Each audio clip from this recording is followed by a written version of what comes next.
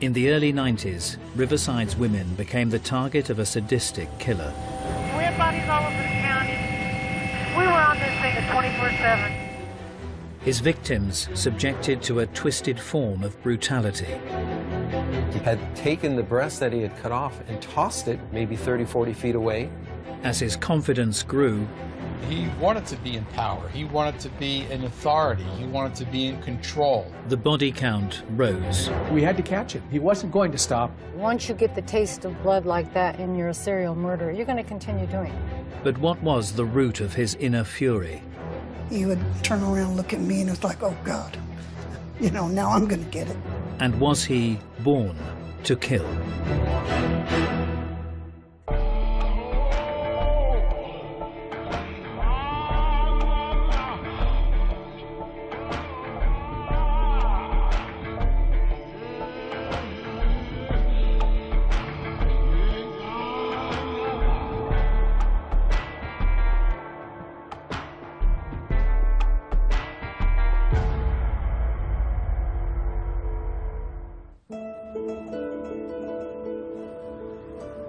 Riverside City in Southern California, a community originally built on the rich pickings of a booming citrus industry.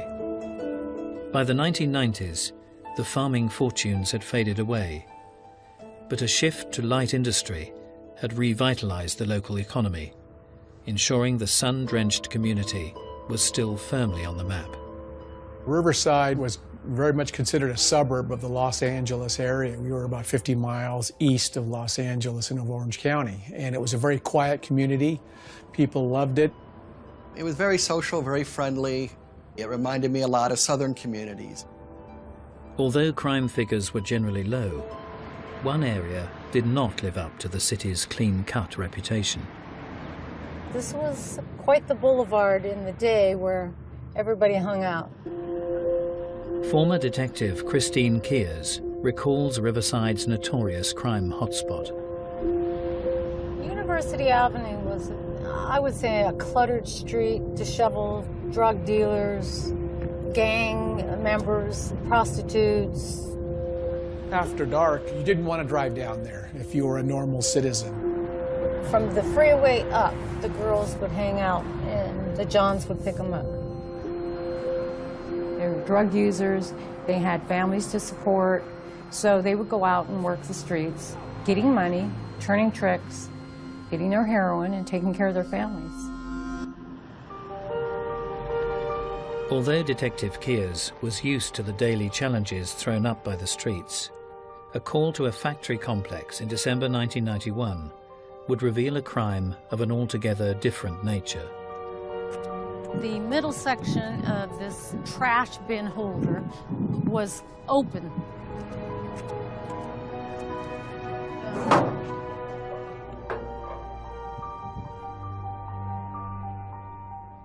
And the body was right here. 27-year-old local prostitute Susan Sternfield had been brutally strangled. But the killer's twisted actions had not ended there. He had elaborately positioned the victim's body after she had died. She was what we call posed. She wasn't just laid out, she wasn't just dumped there. Her feet, her hands, her legs were positioned by the perpetrator. The body was posed for us, legs open, basically saying, here's your trash, it's right here. Brings back those horrible memories.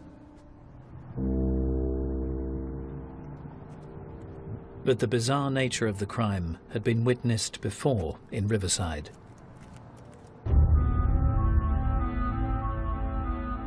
There was a worker at another industrial complex who was cleaning, and he went to the dumpster and found a body lying inside. As in the case of Susan Sternfield, prostitute Cheryl Coker had been brutally strangled. The killer had also spent time displaying the victim's body after her death. She was basically laid there, her legs were spread apart, Rarely does the killer position the body or take the clothes off the body. It was a very purposeful, specific killing. When a killer poses victims, it's a kind of in-your-face statement to whoever finds them. So it adds one more layer to their feeling of power. Detectives were also shocked to discover that the victim's body had been grotesquely mutilated. On Cheryl, there was a severed breast. We found it up the hill where he would have thrown it. It was probably at least around 50 to 70 feet from the body, so it was a purposeful heave. That he obviously did not like prostitutes or did not like ladies of this nature because of the violence that had taken place with her.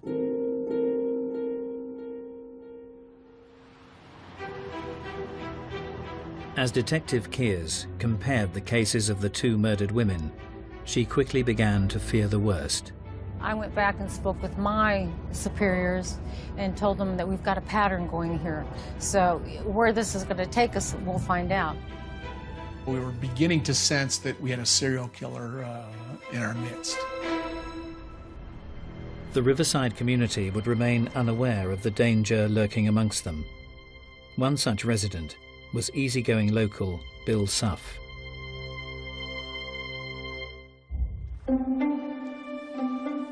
"23 years previously, he had been fresh out of high school in nearby Lake Elsinore. As an awkward teenager, he had never managed to land a long-term girlfriend, but one local girl had caught his eye. I was about 15, and it was at a football game in California.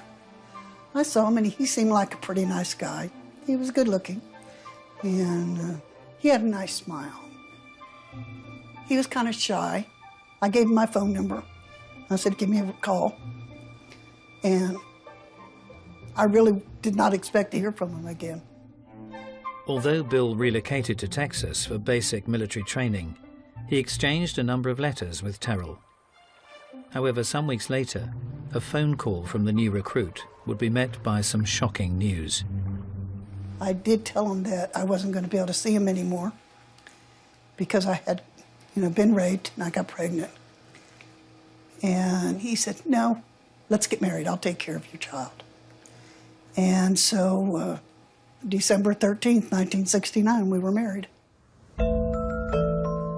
The newly wedded serviceman was away in Texas when Terrell's daughter was born. He came back and told me that we couldn't take the baby back with us to Texas because he had told his superiors that the baby died. And that kind of threw me. Bill would arrange for his mother and stepfather to adopt Terrell's newly born baby. Several years earlier, Suff's own childhood in a single-parent family had fallen somewhat short of the all-American dream.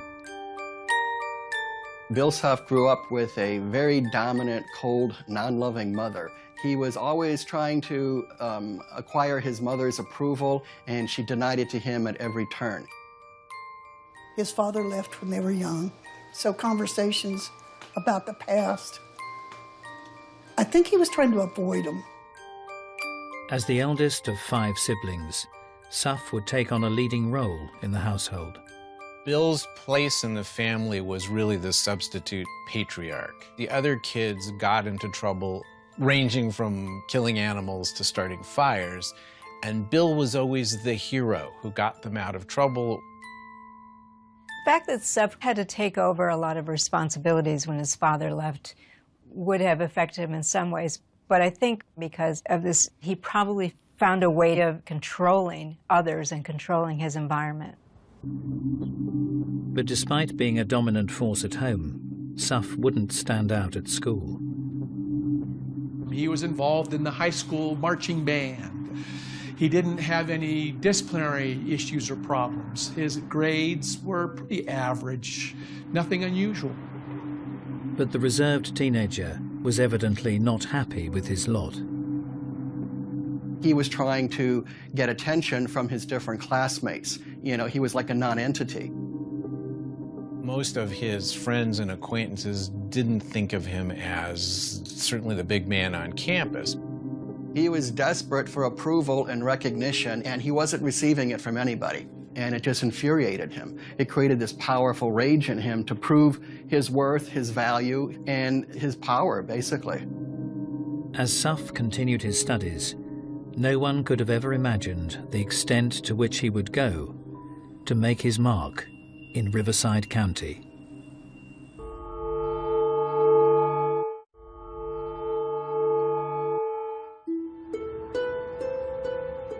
In December 1990, police suspected a link between the brutal murders of 2 Riverside prostitutes. Both victims had been strangled and elaborately displayed in a ritualistic manner. As police searched for leads, they were desperate to catch the perpetrator, who was striking directly at the vulnerable women within the community. The women that would work University Avenue were actually pretty well known. Many of them grew up in the Riverside area. That's where they went to school. Their families were there as well. Having worked in the Vice Squad, Detective Kears knew the girls well and was determined to restore safety on the streets. I think they felt like I understood, so they would share things with me. I would make sure I would go out and meet the girls, and I would give them advice and tell them, you know, be very careful. I'm not here to arrest you. I'm just letting you know that we have a crazy man out here that's killing prostitutes. Many were left with little choice but to continue working the streets. 10 months earlier, one such woman in nearby Lake Elsinore had been 35-year-old Carol Lynn Miller. My mom was this tiny little pretty thing, but she was like a force of nature. She was the sweet, loving mom, and she liked to write poems and draw and go to church. I have photographs that we would take during that time, and I could see it in my face. I could see it in my eyes and my smile, just how happy I was to be with my mother. However, Carol Lynn's life was becoming increasingly troubled. Although he frequently visited her, Shannon would predominantly be brought up by his grandparents. She also had this dark side that was kind of shrouded by drugs, so I got to see both sides of her. She was a prostitute, and I had to come to terms with that. But through all those times, she was always my mom, and as I got older, I started to understand more her struggles. But in February 1990, tragedy struck. My grandma threw her arms around me and said, "I'm sorry, I'm sorry. Your mom passed away."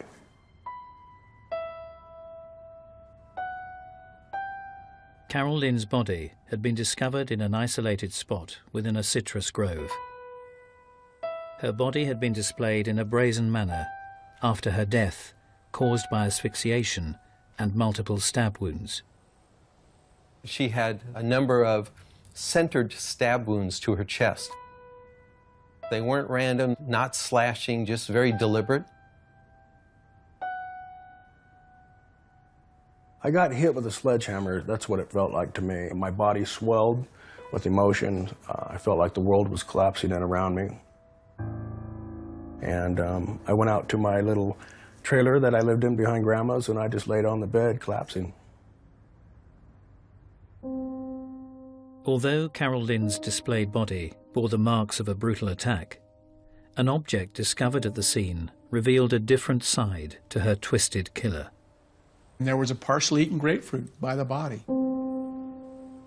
If he felt he could eat a grapefruit while standing there and looking at the body, looking at and admiring his work, and that would tell one that he is definitely not worried about the police catching him. When an individual goes above and beyond what is necessary to kill the person, it tells you just how gratifying it is for him to expose himself to the risk of apprehension in order to carry out what he's doing. The Sheriff's Department had also discovered 2 other victims, bizarrely displayed on open ground, their bodies subjected to mutilation and other grotesque forms of abuse. One victim was found with a light bulb that had been inserted up her vaginal area. We had items stuffed down people's throats and mouths after they were dead. When Detective Kears linked the method of murder with the cases in Riverside, there could be no doubt the sadistic crimes were the work of one man. The cause of death in these cases were strangulation.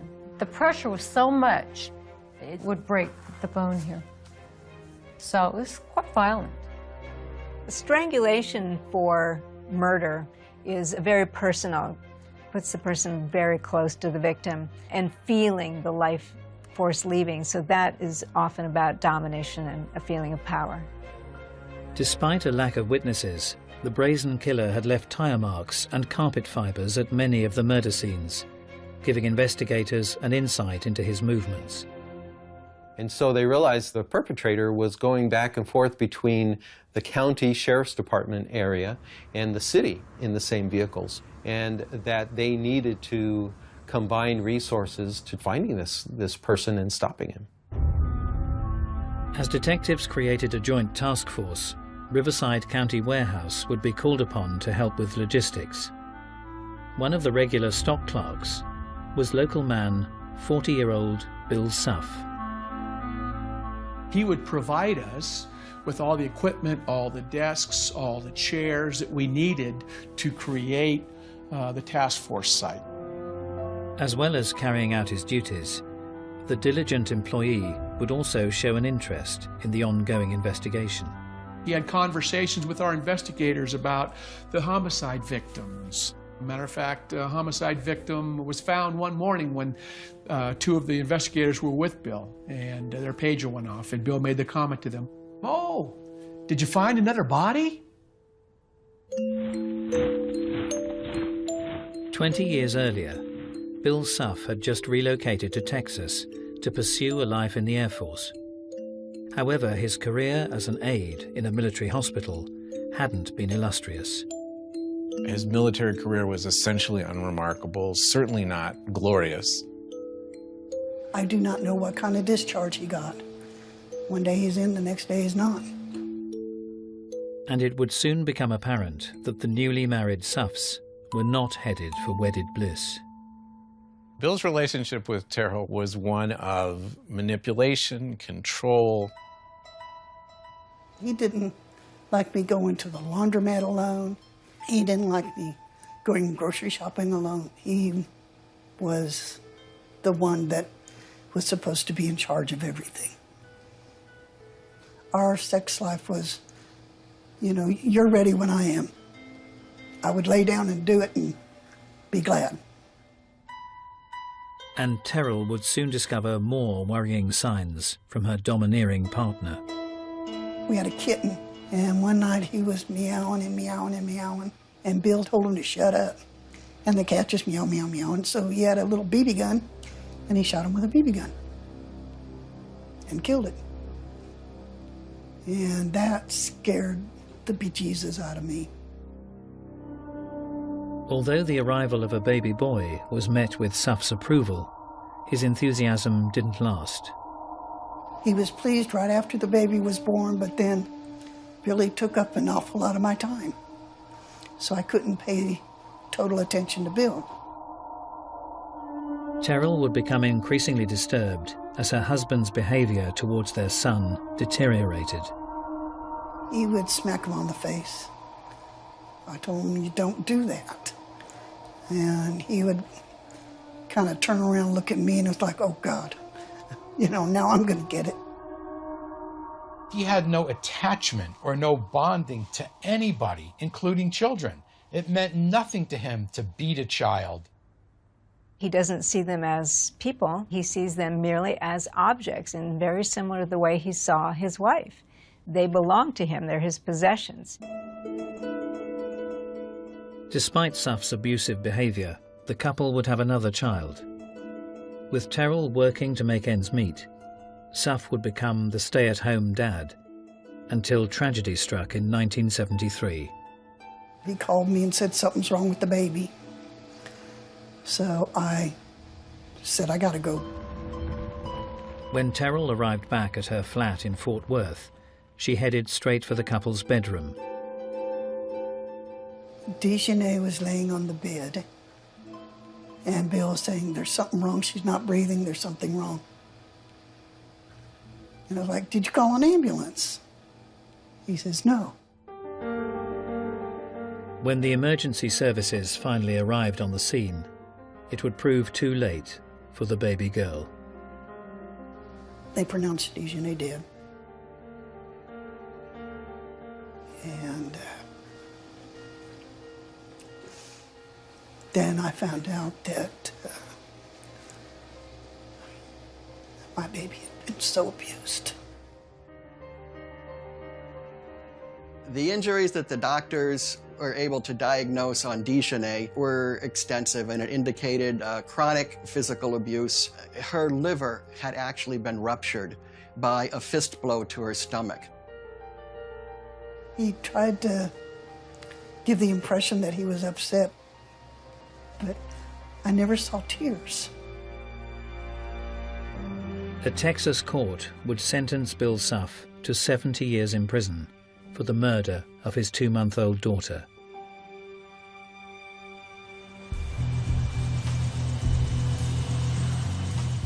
"17 years later, in 1991, the posed body of a 6th prostitute, Kathleen Puckett, had been discovered near Lake Elsinore. Police would focus their search on the victim's regular workplace, Riverside City's notorious University Avenue. I did feel like this is definitely where Indian community selected victims from, because this is where most of the victims came from. Well, I don't think the girls really felt like they were in danger, even though they were warned, spoke to them constantly about protecting themselves. Everybody thinks it could never happen to them, and it did happen. But despite the focus of their investigation, a break in the case would eventually come from out of county. A tip-off in Wisconsin established a prime suspect for the twisted murders that had plagued Riverside for over a year. We thought that the suspect might be a truck driver because they fit a lot of the profile type of information. Going out there, we felt this is our guy. It was published in the newspaper that we were all back in the Midwest looking at a suspect in this case. But as investigators headed out of state, Detective Kears would be forced to return to the back alleys of Riverside City as yet another murder was unveiled. The body was located over here in the dirt outside the back door here. And there was no mistaking whose work it was. Riverside serial killer had struck again. The body was laid out, nude, exposed. Her legs were spread out, and her arms were not just randomly dumped. To expose their genitalia and private areas would be disgusting for a woman to know that somebody has done that to her. The body would be identified as another prostitute, 24-year-old Cherie Pacer. Cherie Pacer was a deaf girl, young, sweet. This was a very sad situation. As the remainder of the task force returned from the false lead in Wisconsin, police felt there was little doubt that the killer was sending them a very personal message. He was mad. He was responding to the fact that this task force had gone off and diverted attention from whatever he was doing. I think he thought, oh, well, I'll show them. I'm right here still.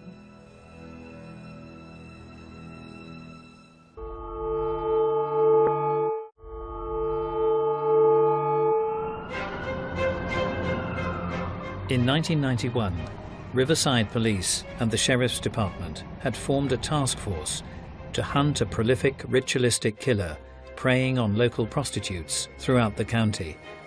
But as the body count hit 7, the elusive perpetrator remained one step ahead of the authorities. It was very difficult, this investigation, not knowing when we were going to have the next body, where the body was going to be. As an investigator, I believe serial murder cases are one of the most difficult cases to solve. Once we had an announcement in the newspaper that a body had been found, it wasn't much longer we'd have another body. So it told me that this guy is just running wild.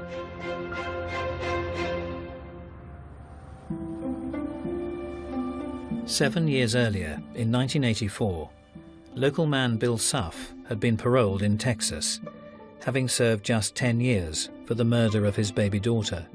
Newly divorced, the 34-year-old had decided to relocate. Despite the fact that he was supposed to not leave the jurisdiction, Bill came back to his old stomping grounds, Riverside and Lake Elsinore, and just started his life over as if anything wrong that had occurred had been just a big mistake and he was an innocent man.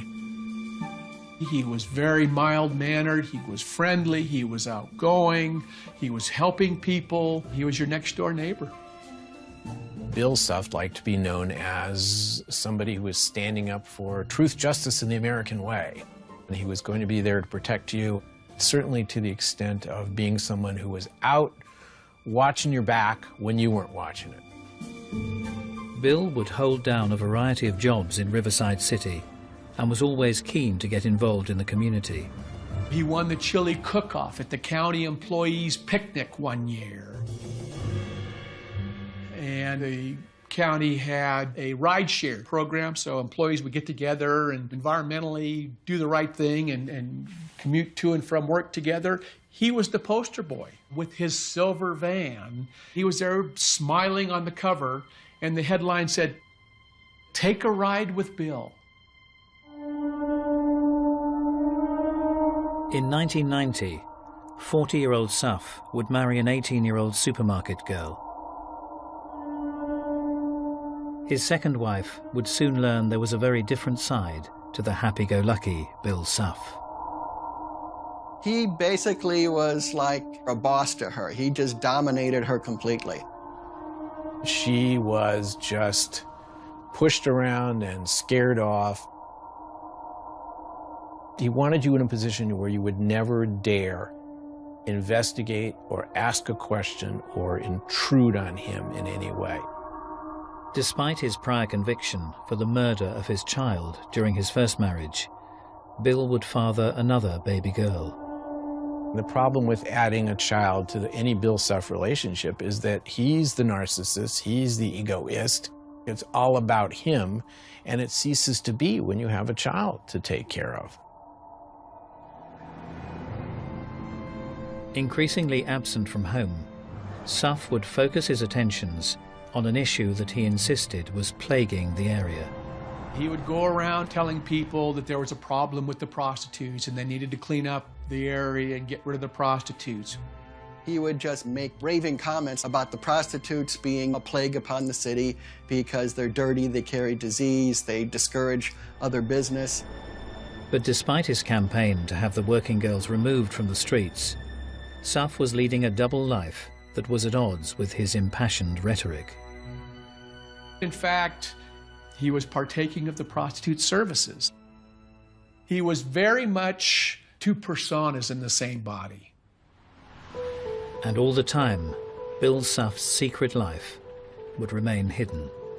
It's not like he came home with a load of excuses as to why he was gone for hours and hours. He would just simply come home at whatever weird hour it was and go, "Hey, honey, I'm home."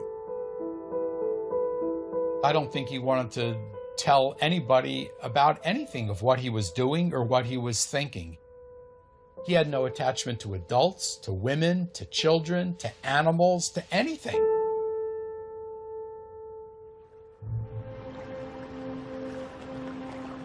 Just 6 months later, the ritualistic killer plaguing Riverside County struck again, with the murder of prostitute Kelly Hammond.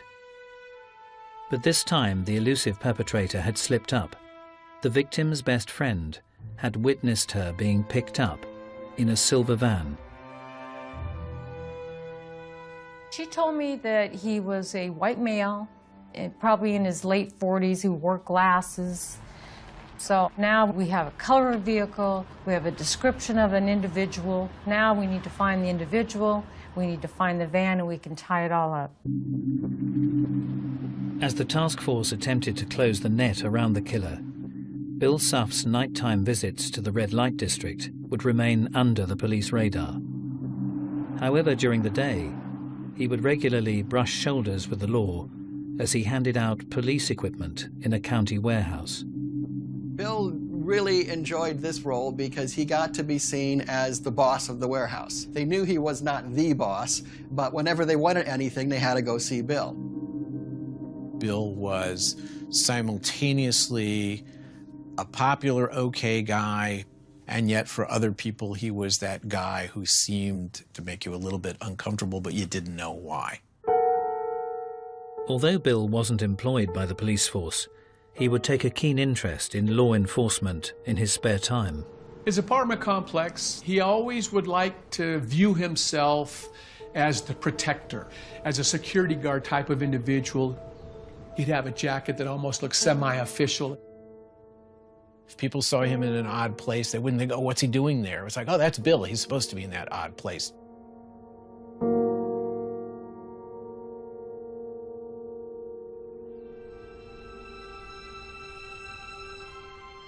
As Suff continued to patrol his neighborhood, Riverside police were desperately chasing up leads following a detailed description of the suspected serial killer.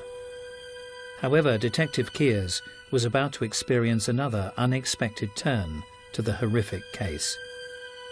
I made a comment that this particular individual had a specific desire for white women. The chief at that point made a statement indicating that our suspect didn't like African-American females, he liked white girls. And it was after that that we found the body of McDonald. Catherine McDonald had been a black prostitute, last seen working Riverside's University Avenue. The publication in the paper, I think, drove our suspect to say, I can get an African American, I don't need to just get whites, I'll show you. Part of that is disdain. They think they're superior to the investigators, but also it's a feeling of, I'm the one in charge, I'm the dominant person here, I'll make decisions about what I do or don't do. Worryingly, the killer's change of MO appeared to be partnered by an increased level of violence. Her breast was removed, which was one of his traits, but she also had additional stab marks. The wounds on her were so severe and so violent that she was almost decapitated. And the killer's heinous crimes were becoming more frequent. Because of the manner in which these homicides were occurring now at an exponential rate, we became more concerned. Once you get the taste of blood like that and you're a serial murderer, you're going to continue doing it.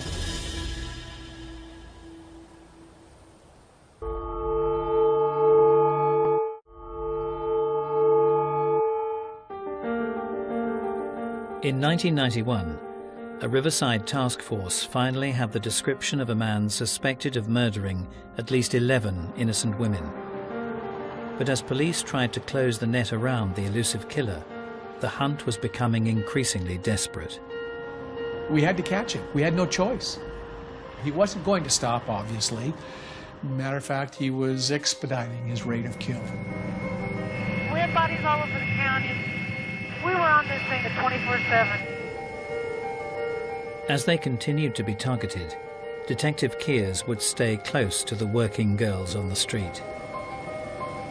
I would talk to the girls, build up that rapport with the women that were out there working so that they would trust me, that they would call me if something happened, that they knew that it wasn't just about catching a murder, it was about helping them.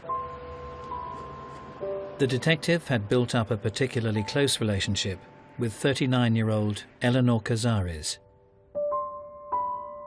Eleanor Cazares and I got along very well. Eleanor was sweet, soft, just a gentle person. It was such a difference from her family background. As the festive season approached, Eleanor would continue to work University Avenue, despite the fact that a serial killer was on the loose.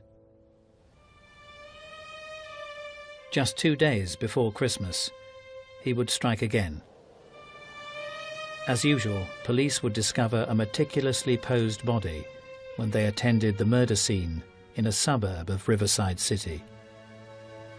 An upper-class area, so rather interesting. The condition of her body was displayed. Some of her fingernails were broken, and her body had been moved from one spot to another. The killer's trademark brutality was also plain to see.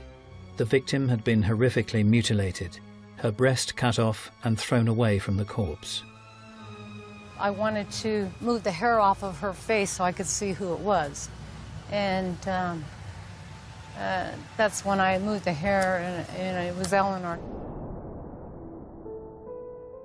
An autopsy would later reveal that Eleanor Casares had been murdered and dumped in broad daylight by the increasingly brazen killer. When I saw who it was, I was very, very upset. I just felt sick inside that this happened on my watch. I felt really responsible to get this solved and get it solved immediately. And Eleanor's death might just provide the key to unlock the sordid case. There was a lot of evidence here.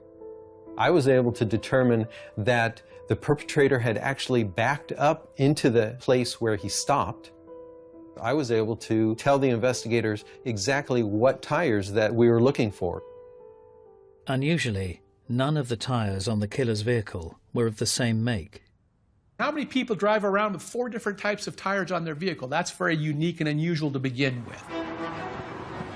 Police now had detailed information on the van and an eyewitness description of their prime suspect. The task force was placed on high alert to catch the prolific killer before he struck again. The plan was that if anybody stopped a vehicle and the individual driving it matched the description, they were to call me. It would not be long before a traffic officer pulled over a silver van for an unauthorized U-turn in the red light district of University Avenue. He looked inside the van and saw a green blanket which matched a lot of the fibers. He saw rope in the van as well. When she got the call, Detective Kears had just one question for the patrolman. Look down and tell me what the driver's side front tire brand was. And when I asked them to go to the passenger side and give me the brand of that tire, that's when I said, okay, I'm en route. Christine arrived at the scene and was finally confronted with the man she had been hunting for over a year. 41-year-old Bill Suff.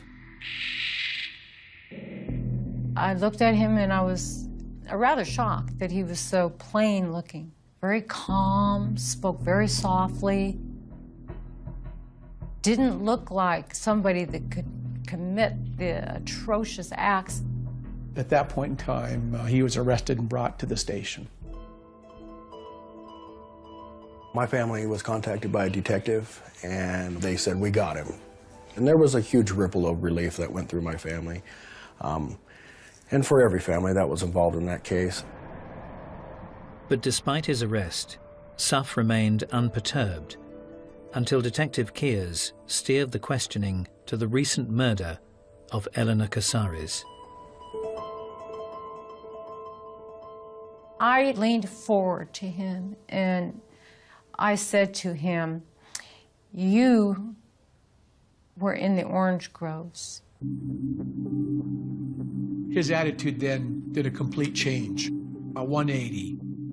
He said that when he was out picking oranges, that he ran across this body and there was a knife in her and he pulled the knife out. And then he made a spontaneous statement of, and I didn't cut her breast off. I never even asked him about that. Despite Suff's claims of innocence, a search of his van and home would unearth damning evidence. We found what we characterized as trophies or souvenirs, personal items belonging to the victims. Matter of fact, some of the victims had jewelry that he had taken off the victims' bodies and given to his girlfriend. 3 years later, in 1995, Paul Zellerbach would lead the case against Bill Suff. Well, I had charged him with committing 13 murders of the prostitutes. We believe he probably murdered 20 to 25 victims. The victims' families would play a significant role in the ongoing trial. And the mothers and the sisters and the children got to testify during the penalty phase. I took pride in demonstrating to the jury that these weren't just prostitutes. Despite an overwhelming case against him, Suff would continue to plead his innocence. Prosecutor Zellerbach and the news media have all painted a grotesque picture of me as a cold-blooded, heartless monster. They couldn't have been more wrong about me. I am a caring, loving, and helpful person. Ask anyone who is close to me. In August 1995, Bill Suff was found guilty of 12 murders. The jury returned a death verdict, and ultimately he was sentenced to death 12 times.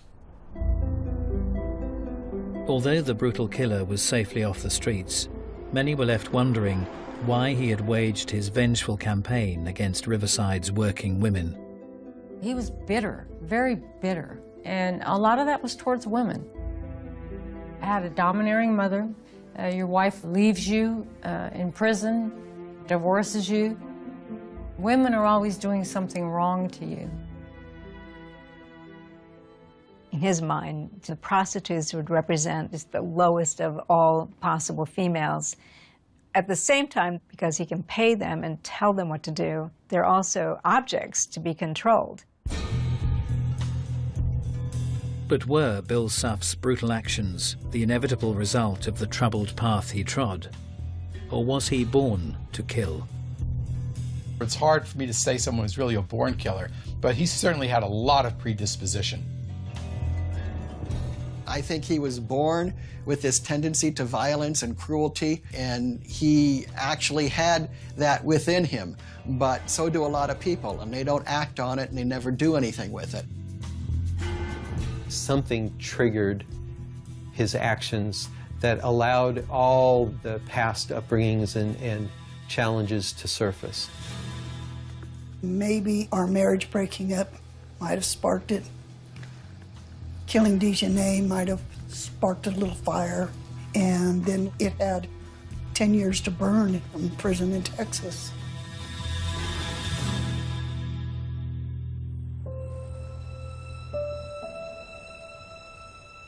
For many, the memory of Suff's murderous campaign has finally faded.